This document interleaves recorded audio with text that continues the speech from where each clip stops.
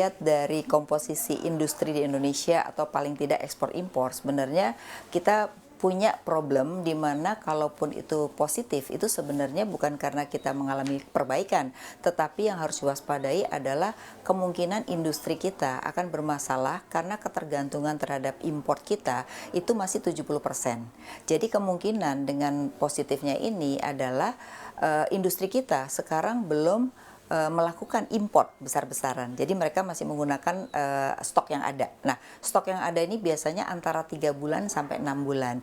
Jadi yang harus kita waspadai adalah pada bulan April ini. Apakah April ini memang kalau kita sampai lockdown atau tidak ada transaksi ekspor impor lagi, ini bisa kejadian industri kita banyak yang punya masalah tidak bisa produksi. Berarti akan berdampak terhadap ekonomi yang cukup luas begitu.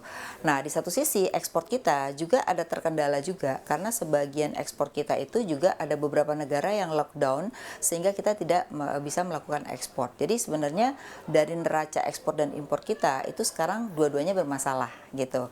Jadi yang paling banyak justru dari importnya yang bermasalah. Jadi neraca dagang kita saat ini dengan positif ini menurut saya ya harus diwaspadai karena ketika ini masih berjangka panjang, maka kita belum mempunyai cadangan dari negara lain mau diambil dari mana nih? Karena selama ini ketergantungan kita itu belum mempunyai beberapa supplier gitu, sehingga menurut saya yang harus pemerintah lihat adalah ketika April ini tidak terjadi pembaikan, maka beberapa industri ini harus dilihat lagi mana-mana yang akan punya dampak signifikan. Jadi itu dari sisi neraca perdagangan. Jadi ini sebenarnya mencerminkan ada rantai pasok yang terganggu. Betul.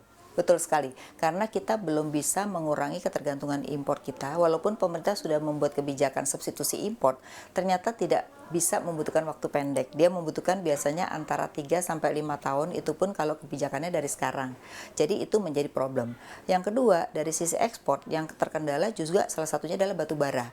Padahal batu bara itu adalah ekspor kita terbesar setelah kelapa sawit, ya. Ini karena itu juga bukan masalah. hanya demand saja, tapi juga regulasi dari kita ya, Bu. Betul, jadi ada regulasi dari kita, kemudian dari regulasi dari negara lain juga, karena negara lain itu beberapa negara kan sudah lockdown ya, sehingga mereka tidak bisa ekspor, tidak bisa impor. Nah ini adalah kendala yang kita hadapi, termasuk dari China, di mana China sendiri juga sekarang ada kendala juga untuk melakukan ekspor dan impor begitu. Iya, kalau kita lihat memang kita selama ini masih sangat tergantung pada komoditas dan masih belum berhasil memutus mata rantai ini, dan ini tercermin dari neraca dagang kita ya, Bu. Betul ya? sekali. Jadi karena neraca dagang kita tuh importnya 70% adalah bahan baku dan bahan penolong, maka ketika dia terjadi penurunan dan kita belum punya substitusi, itu otomatis mengganggu transaksi dalam bukan perdagangan tapi perindustrian. Nah, yang kedua tergantung juga pada perdagangan karena kita juga menjual barang-barang jadi itu dari China cukup besar.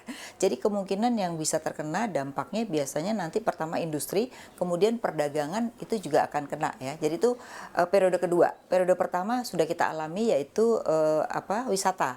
Wisata itu sudah kita rasakan di Bali terutama ya, di mana yang banyak wisatawan China itu sekarang sudah mulai merumahkan sementara beberapa karyawannya karena mereka sudah benar-benar tidak bisa bertransaksi. Yang kedua, restoran-restoran juga sudah mulai terjadi gitu. Jadi memang setiap daerah itu berbeda-beda ya. Tapi yang harus diwaspadai itu adalah satu daerah wisata, yang kedua adalah transaksi perdagangan dan industri. Ini yang menurut saya nomor satu harus diwaspadai. Tapi di luar Jawa yang memang tidak ada dua transaksi itu, kemungkinan memang masih bisa terkendali begitu.